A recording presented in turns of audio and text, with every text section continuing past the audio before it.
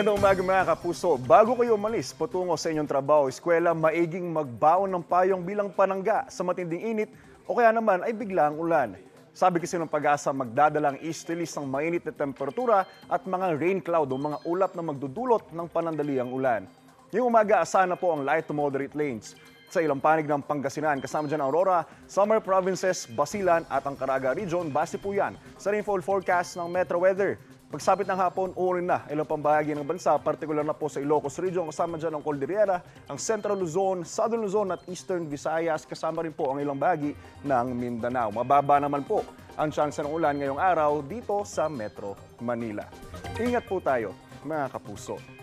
Ako po si Andrew Pertiera. Know the weather before you go.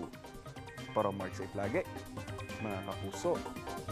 Kapuso, para laging una ka sa mga balita, bisitahin at mag-subscribe sa GMA Integrated News sa YouTube. Sa mga kapuso abroad, samahan nyo kami sa GMA Pinoy TV at sa www.gmanews.tv.